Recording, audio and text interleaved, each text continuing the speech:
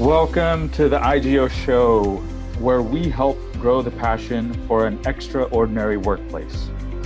If you're listening to or watching this, we hope to strengthen your passion for a workplace that has the potential not only to have an extraordinary impact on your life, but also on the world. My name is Amit Riker, and my co-hosts are Valerio Pascotto and Timothy Galway. Now to you, Valerio. Thank you, Amit. What drives our efforts is really a vision and credo to enrich humaneness in the workplace. For that, we interview thought leaders who have been inspired by values of compassion, empathy, and modeling to share their discoveries, challenges, and successes. Really, there is no time like now to change the tide, from hateful divisiveness to seeking similarities, from the myth of the genius to the wisdom of humankind, and from the fears of the primitive brain to the wonder of generosity and warmth. To support you in this work of creating extraordinary workplaces, we would like to offer you a free worksheet you can download on the 5 disciplines of a high-performance team.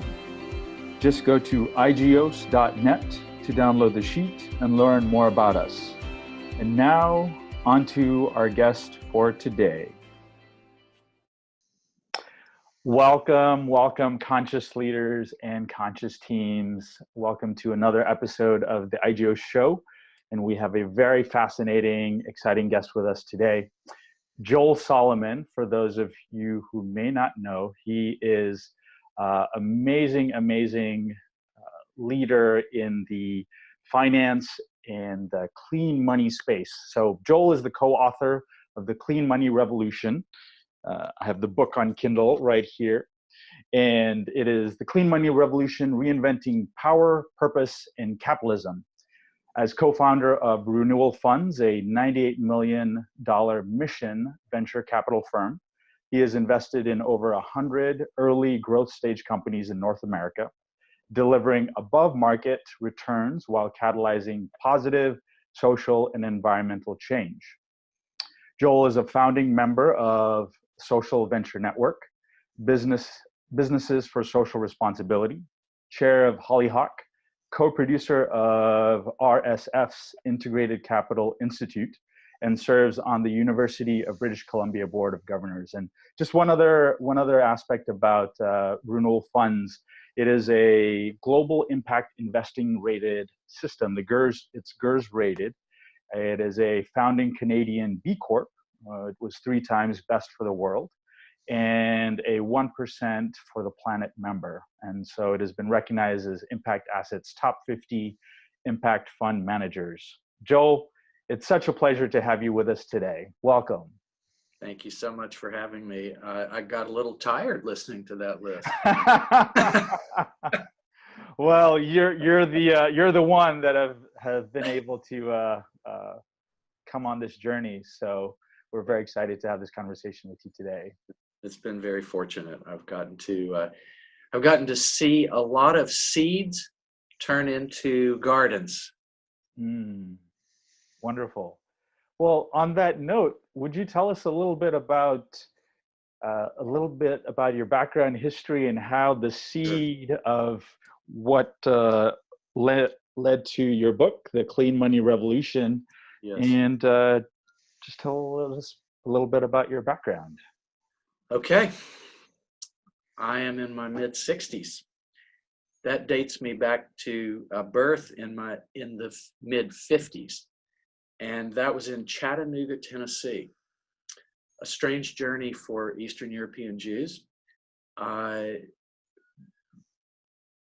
there's a lot of interesting background about why that happened. Some of it, of course, painful. Immigrants looking for a safer, better place. And I grew up in the South during the Jim Crow era, which was basically the system where racism was done, even though it wasn't completely legal. And so the 60s, when I started to come to consciousness, was a time of huge turmoil and questioning of things. My dad was a hardworking son of an immigrant who built a successful business. My mom was, he was 32 and she was 23. And at that time, that was considered old for marriage. Times have changed a lot. But my mother was an early feminist and held full-time professional jobs in the South, which was fairly unusual. And living through the civil rights time, the Vietnam era, the assassinations, the upheaval going on in society really caused me to think a lot and question a lot. And I was swept up in the critique. And then, therefore, a confusing moment. My father's shopping mall business, Paving Paradise, Jews in the South kind of excluded from the downtown business world. Later, I came to understand that the shopping mall monoculturing was a much more open place that hired people of all different backgrounds, and there was opportunity there because they were national rather than local. So in any case, that my mother used to take some of the positions to manage political campaigns, which was also fairly unique. And she ended up being the first recruiter, particularly the first white recruiter, to go on to African-American campuses in the South under John Kennedy for the Agency for International Development, which at the time was considered a very lofty, go and help the world. So that gives you a bit of the background of where I came from. The outcome was that I was dissatisfied with my view of the world and the unfairnesses and some of the directions that seemed confused and not very thoughtful about the long-term future. That journey led me eventually to a seek and search part of life, where I needed to redefine, I needed to get in different contexts and really understand who I was and what mattered to me and what I was going to do about it.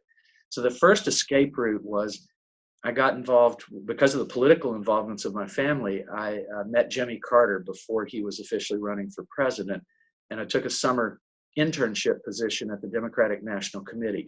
Those seem like such innocent times now, and Jimmy Carter seems like a saint when you consider current politics. But that led me on a serendipitous journey to the White House that was very unlikely and unexpected in many ways, though I had been given the opportunity to read the original strategy paper that mapped out how he would win, and it happened almost to the moment of what had been projected. So in any case, the big life change that happened then was diagnosis with my father's family genetic kidney disease. And I got told, you could die very soon, you could live long, and there's not much you can do about it. Now that, which could have been devastating, and it was in certain ways, really became a ticket to figure out who I really wanted to be and what mattered to me. So to shorten the story, I'll say that is the origin, and the ability to go out and experiment and try things and learn led me to some time living as a caretaker of a remote facility that was studying orcas. It was the man. Here I go with more story. Are we okay on the length of this? All right. So the man who had been the trainer of orcas at the Vancouver Aquarium and determined to himself that they were sentient beings and should not be held in captivity. And so he went and had a press conference in Vancouver that they should release the orcas, and he got fired, and he went down the street basically to where Greenpeace had been founded. And through just his passion, effectively ended up, the long story concludes with, helping protect this largest brained mammal on the planet that have complex social systems, being part of saving them for at least some decades. So between watching Jimmy Carter go from zero and unknown to President of the United States, and Paul Spong to decide through passion to actually play a role in saving the top species on the planet, really, were very inspiring. And I saw that a person could have the capacity to influence giant systems. So the further conclusion came after analysis of how the continent was settled, what happened to the people that were here before that, how society had been playing itself out, was that money looked like the fuel that drove a lot of questionable decisions and impacts. And because I had the privilege to have a successful family, that I concluded the worst thing you can do with privilege is not use it for something that matters. I'm going to die. I have certain access. Money is confused and being used in ways that are damaging. It could be the most powerful force for good with intention and consciousness.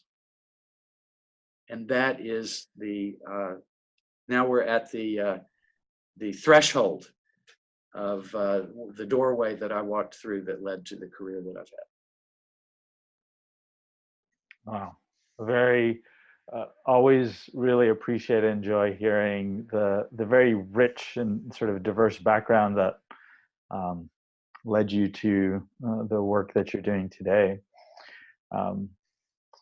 There's a lot of influence in your TEDx talk, and then even in was watching your SOCAP talk from last year.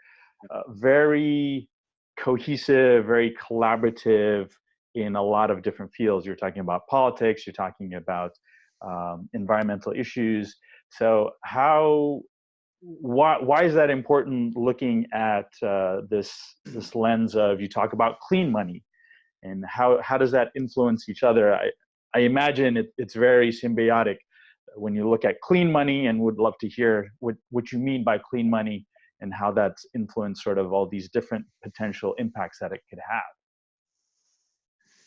Well, part of this journey, when I was diagnosed with a fatal illness, which I should say now 10.5 years ago, a close friend of mine gave me her kidney. And we are living happily ever after. So the story had a good ending. I actually turned to nature to try to make sense of the world, because the human world was very confusing to me, the choices that people and societies were making. And so that time caretaking, and I got involved in gardening and all kinds of nature-based kinds of activities. And I think that became the teacher for me, to look at how natural systems had resilience and complexity, diversity, and interchange, effectively help each other. And so I came to think that humans with our consciousness are more able to choose based on pressures or influences that might not be about the well-being of the whole. So the diversity, complexity, resilience, long-term kind of model that I believe the natural world showed made sense to me in human activities as well. And therefore, being involved in politics, business, activism, inner skills, and leadership growth became a kind of package for me that had me feel that I'm at least being holistic rather than segmented and overly specialized, which can denude a lot of the values and ethics of if you get solely focused on making money is the goal in life, you may be willing to ignore and sacrifice a whole lot of things that on your deathbed, or telling your children and how you wanted to teach your children, might not be aligned.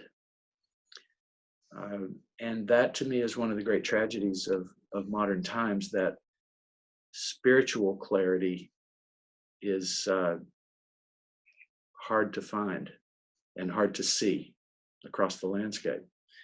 So I translated that. I'm a pragmatic idealist.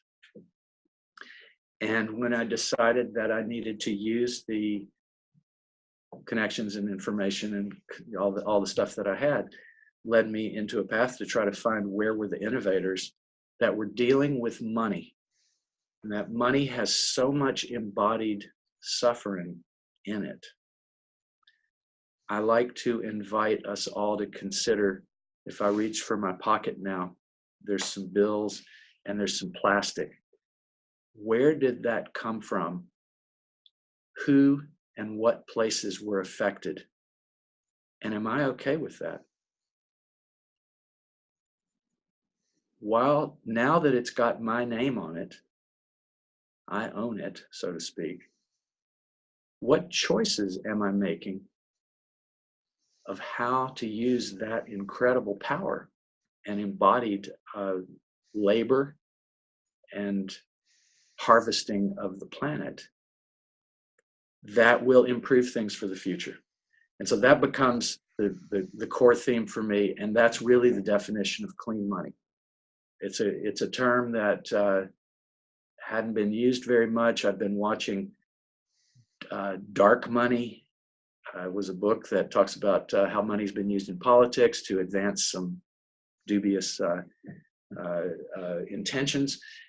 And I just liked the freshness of it and the definitive. You think about clean, well, you think about dirty. It might cause, I hope that it causes reflection about what it means. And so that's where the name comes from. And I've had a really interesting experience these last couple of years since the book came out, at seeing people's response to it and the kinds of conversations that can come up. And so if I'm really now in my 60s, am I moving more to advise, agitate, activate, influence, and less in needing to build more things? I want to kindly and respectfully represent and present challenging questions to help more people make better choices. Joel, very inspiring what you presented, and very close to my heart, because I'm actually probably a little bit older. I was born in 1950, but I definitely grew up in the late 60s and early 70s, and it was such an inspirational time and such a time of renewal in a way. I have to say that the last 3 years have been difficult in terms of seeing that kind of arousal on the part of people that really had nobility manifest in a way that could make a difference. So while I came from my youth where I could see that we could make a difference, at times I have to admit it's easy to struggle on, can we really make a difference? I honestly never expected that things would get the way that they've gotten in the last 3 years. It's just totally baffling. So I wanted to ask you, what recipe do you have to maintain that optimism and the energy to continue not only believing, but also pragmatically noticing the difference that you're making? There's a level which has to do with sense of responsibility and purpose, and I have no choice. I've been infected, or I've been agitated, and I get a lot of joy from feeling relatively, I won't claim perfectly, consistency between my heart, my mind, my consciousness, and I have to be what I consider the best that I can be. I have an incredible life. I'm so fortunate and lucky. I'm around inspiring people, inspiring stories. One can find this. For some who start with nothing, it's the hardest. For those of us that have some kind of affluence and capacity and access, it's kind of embarrassing not to use it and do better and be better and do better. So there's a part that is just, what's the meaning and purpose of life? What do I want on my deathbed? That's very personal and maybe selfish. I have to have optimism. You'll find out, though, I'm as critical and realistic about the state of the world. I want you and I, all three of us, and hopefully people listening, for future generations to know that there were people who tried, and that maybe our efforts led to some strains of sanity and humanity to carry forward. And I believe that's possible. I believe that whatever this very ominous time is going to lead us through, that consciousness will come through it. So I choose to live optimistically while being quite pessimistic about that things will stay the same as they are. And so the deathbed is a key teacher. What do I want to have looked back on in the face of all the things that might suppress us and cause us to make ourselves less effective?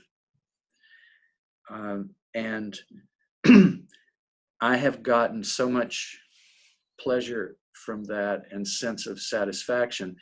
And I won't keep talking about the kidney transplant too much longer, but I'll say, when I had to go out and find a kidney and people came forth, and that happened for me, the validation of that, for me to live other than with optimism and joy and love is a worse tragedy than the fact that I'm going to die. And so you can see from that I guess the combination of privilege and access and living, as difficult as the times are, it's crucial to me to maintain the most, is positive the right word? Joyful, caring, loving life that I can. Because if I succumb to gloom for too long, then I'm gonna be part of further gloom. So it's kind of simplistic, but I don't know a better way to live and feel good. It's inspiring. Thank you, Joel. Thank you. Joel, you mentioned future generations, and you've talked about this in your other speeches as well, that the future generations are watching. What does that mean to you, or how is that driving or inspiring you in the work that you're doing? Well, it starts with my own look at history and attempting to understand that, and seeing things that make me feel ill, and watching brutality and kind of human selfishness cause great damage. However, through the worst of times, people have held on to some kind of optimism, and good people continue doing what they can to, with their own families, their communities, their neighborhoods, And so there are lots and lots of inspiring stories if one looks for that. I think it's important to also look and see the tougher side, to not be Pollyanna-ish about it. But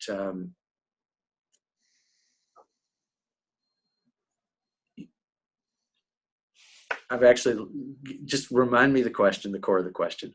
Sure. The idea Future about generations. Future generations. Future generations. So I've gotten a lot of inspiration from past generations that helped me go forward. I am deeply grateful for a lot of things that that happened. Going back to Tennessee, the advances in civil rights, as difficult as things still are, and the situation. My family were movie theater owners, and that was what Lebanese and Jews in the South got into the movie theater business. I guess because it was relatively new, and they could. I don't really know how that happened, but if you go through southern towns, you'll often find that history. But in any case, my family owned the Colored Theater. Now, that's how it was. I believe that it was the first time that African Americans got access to see a lot of the films, contemporary films of the day and things like. But nonetheless, colored theater, colored bathrooms, colored water fountains, and a lot more that was going on in that era. Well, some progress has happened. That was because a lot of people took risks, worked hard, and dedicated themselves to higher purpose.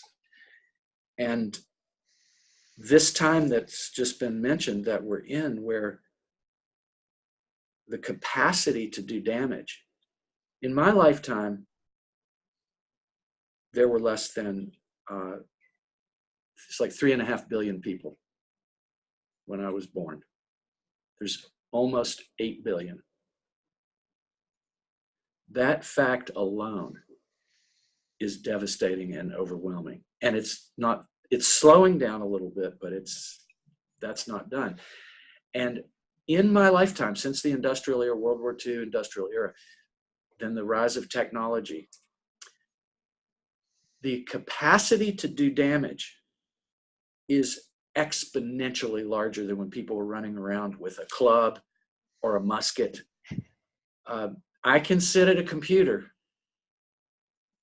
and bomb somebody across the world looking at a computer. That's just one example that's kind of stark.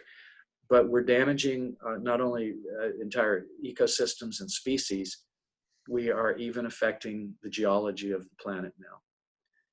And so that's a big, big power, and has the maturity come for humanity to handle that much power. So future generations, let's hope it's a very beautiful place. And future generations will look back and they'll see the people or the movements that did shift, just like I'm talking about the beginnings of civil rights and equality and justice. They have a long way to go, but we're better in many ways than we were. So looking back on that, do you want to be part of the people that are looked back on with love and appreciation? Or do you want to be just soldiers in the army of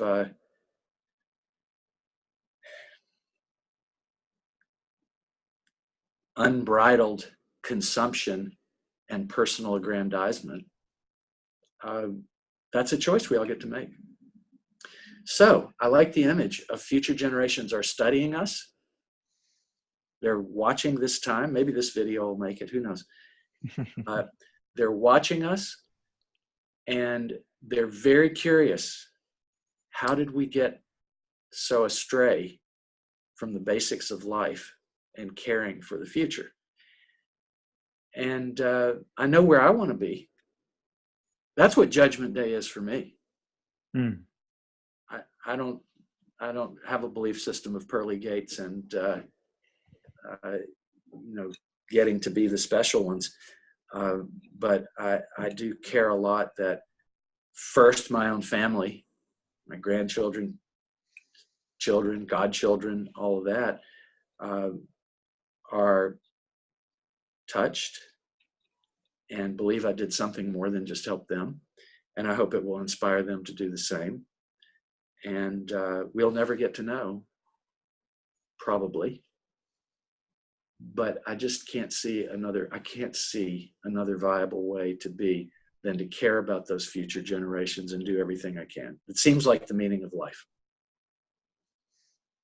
Oh, thank you, Joel.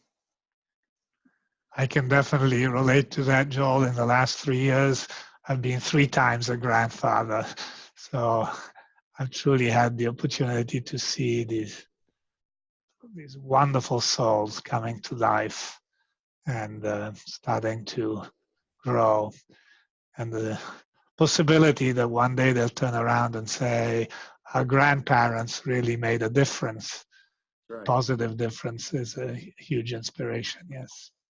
Yeah, that becomes, once one can feel that authentically, that our job is to care, then I'll bring in, so when I came up, there was only one model that evidenced real success, which is you become a billionaire. Now, what are you supposed to do when you're going to give away some money and do some good deeds? But what most people do as a billionaire is become a 10 billionaire or aspire to it. And this cycle continues. So trying to choose as a young man, what do I do with a career? And seeing that billionaire is kind of that's the manly thing to do. I didn't like it. It didn't make sense to me. It seemed a bit empty. Don't get me wrong. Put my hands on $1 billion, and I like to tell people I'll have it out the door by Monday morning to do good things with. So money's very powerful, and it can be a positive tool. But back to in the confusion of what is the modern male that I went through in the 60s, 70s, 80s, 90s, probably tomorrow. Okay, I like the word billionaire. How about being a billionaire of good deeds? How about being a billionaire of love and positive action? So let's take these concepts and turn them towards things that matter.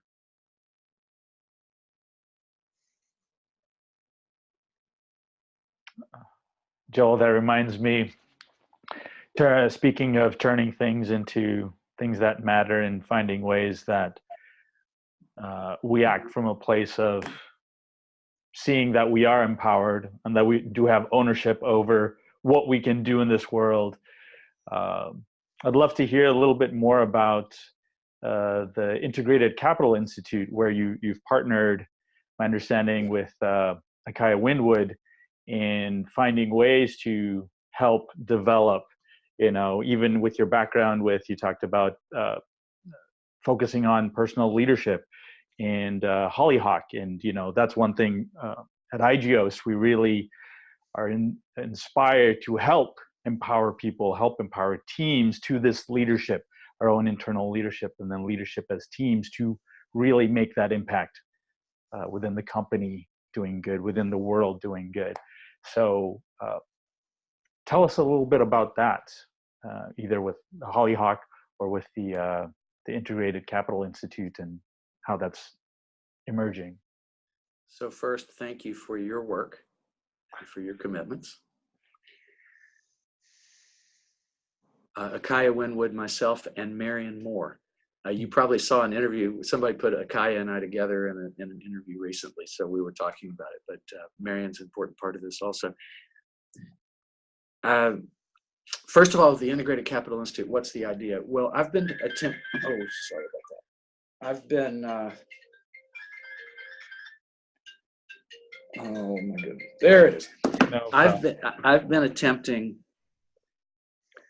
to, train of thought.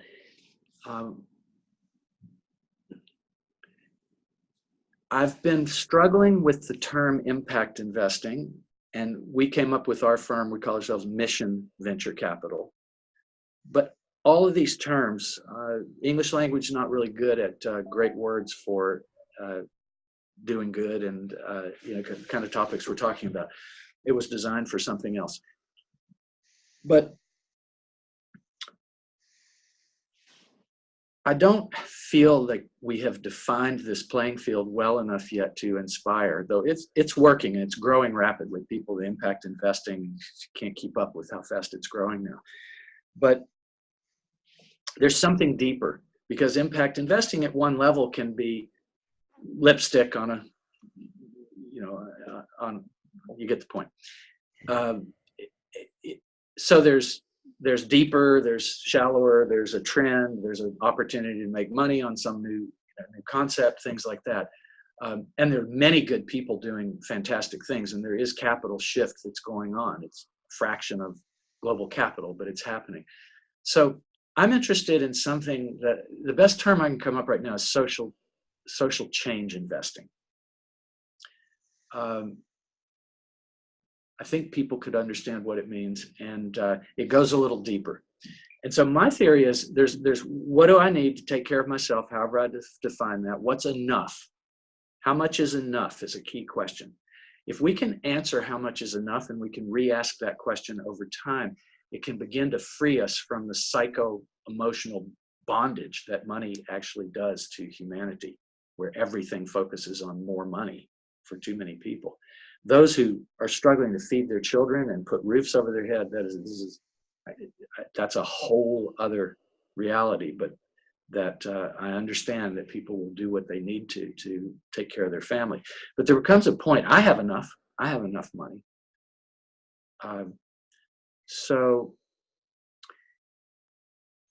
where there are concentrated pockets of money that are doing incremental goods, why would we stop at incremental? If I'm a charitable foundation, I'm a university, I'm a hospital, I'm a disease charity, and I've got $100 million, am I going to invest that in creating more of the problems that I'm attempting to solve? Am I creating the world that I want to live in with my money? And why not? How could I justify anything besides that? Once I have enough, why do I need double that? And then what is the money doing on behalf of me? While I'm sleeping, while I'm talking to you, do I have money that right now is enslaving people or doing severe damage to the planet? Yes, because it's not easy to even figure out, but what I know is it is. So social change investing is a concept that for me means I am dedicated to using every bit of wealth, power, influence that I have to make things better for more people and for places. Impact investing gets partway there. I don't need to debate the terms. That's not so interesting. But social change investing. So what is social change investing for me? Well, it's looking at every dollar in a broad ecosystemic way and deploying capital that every act is thoughtful and improves things. I don't know about perfection. I'm certainly way short of that. But I know about better and worse. And I know about choice and responsibility. And it's embarrassing to me. Like, I can't be in the stock market. I have a Calvert fund from way back when I had built started feeding a retirement pool. And it was the best thing that was out there. And it is still a good thing that's out there. But I ended up, part of being an entrepreneur was so I would not have to participate in outsourcing investment to that system. So supporting entrepreneurs, to supporting social change activists, supporting do-gooders of all kinds, people that are trying to bring consciousness into alignment with daily life and these kinds of things, create better leaders, support better leaders. That's a really joyous, celebratory place to be. And it's imperfect, but the goal of how do I keep getting better is a pretty inspiring way to live. So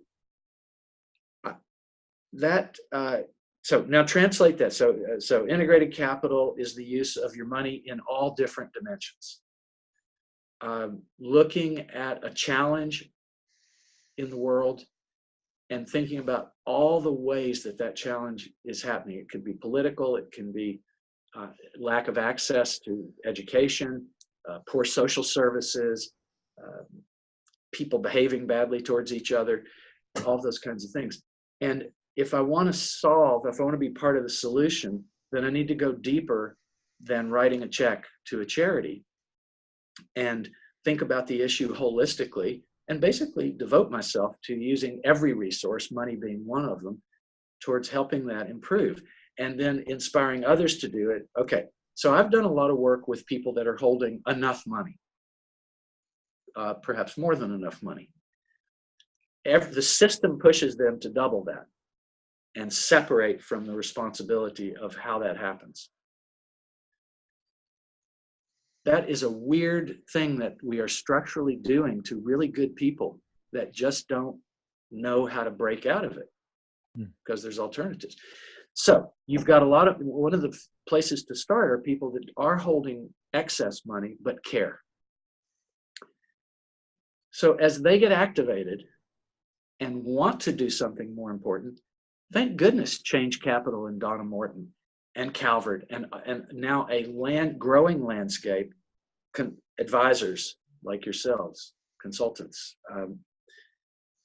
organizational development professionals. I'm not sure I hope I used a good enough term for you, but we're all in some way or another offering, we're offering salvation. Like, I think this is a spiritual revolution, and it's a spiritual evolution that we're in right now. And that spiritual evolution, the inclusivization of the economy, the feminization of the economy, the long-termism of the economy, these are things that are rising up, at least as concepts. So now the punchline, you're being very generous with letting me say a lot, is there are not practitioners that know how to do this yet. Business school does not teach you how to do integrated capital or holistic investing. No system is really supporting that. So when you decide now you want to do impact investing, there's firms that are specializing in that, starting to be. But if you want to go deeper and you aren't personally equipped to do that or want to spend your life that way, we need a new wave of operatives and professionals who can handle the intensity of money and the intensity of complexity and make steady steps forward. So when the next 100 millionaire or the next university or wherever a pot of money is decides that it needs to invest in alignment with what it lives its life, the values that it puts forth and lives its life to do, we need a wave of practitioners. So the Integrated Capital Institute is effectively trying to help with the psychology, the emotional side, the psychological spirit, and the spiritual side of just how did we get here. And if we can move through the moment of I want to make it better, then there's a learning about all the different tools and innovations and creativity that can happen with money. That's the theory behind it. The first year cohort was an awesome experience filled with challenges and frictions and working things through and really pushing each other to go further. But 20, 25 a year of smart people that are already quite capable, getting a new perspective on what social change investing might be like, feels like that will multiply over time because of its own momentum and the correctness of it. So that's what I'm up to, and what RSF and Akaya and Marion and the people that sign up. So we're only a week or two away from our first cohort, our first meeting of the second cohort. Wonderful. Thank you, Joel. And best wishes. Yeah. The do-gooder army. No, not army. The do-gooders, anyway, you get it. Revolution, evolution. The do-gooder evolution. One by one, synergy, critical mass. Am I hopeful and optimistic? Not really. Here? Yeah. Yeah. Consciousness is something that can spread very rapidly in the right conditions.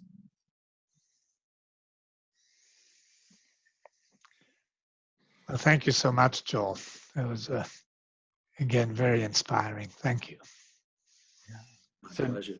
So Joel, as we wrap up our time here, what final words would you like to share with the audience out there, conscious leaders, teams looking to make an impact either in their own way, whether it be in the world of capital and money or otherwise? What would you like to leave us with?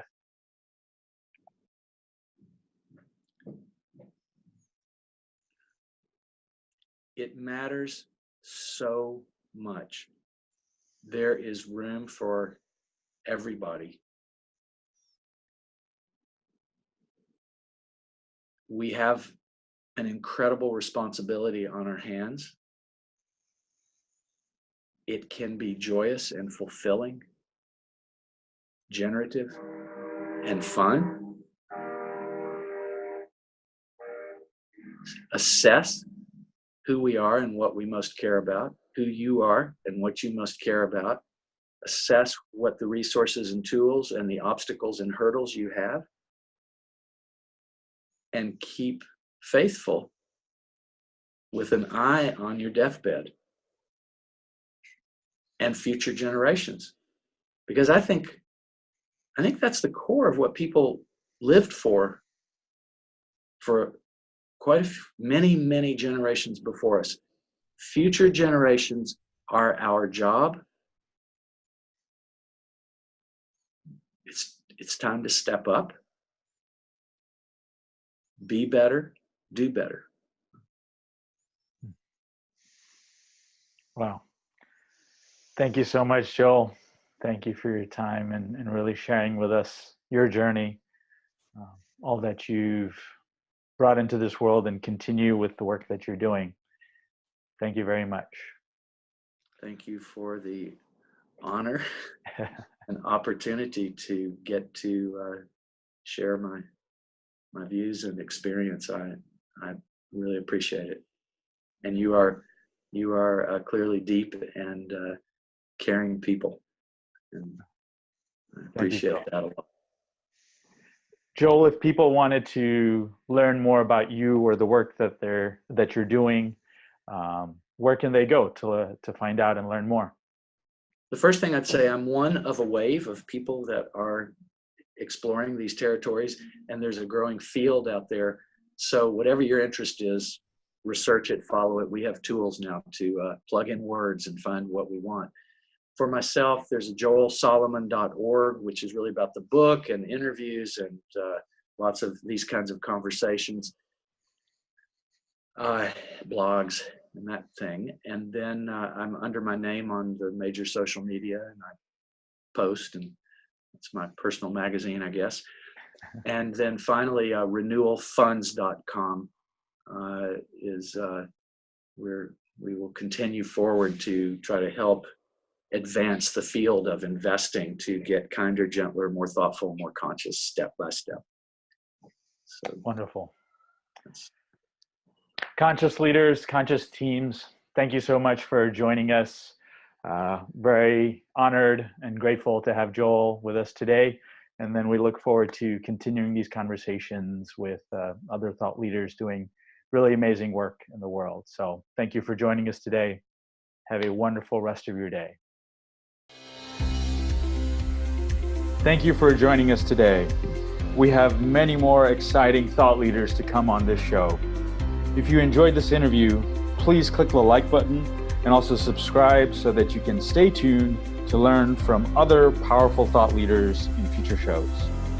We would also appreciate your comments and feedback on the show, as well as who else you would like to hear from. And don't forget to visit our site, IGEOS.net, to download the free worksheet on the 5 disciplines of a high-performance team. See you next time.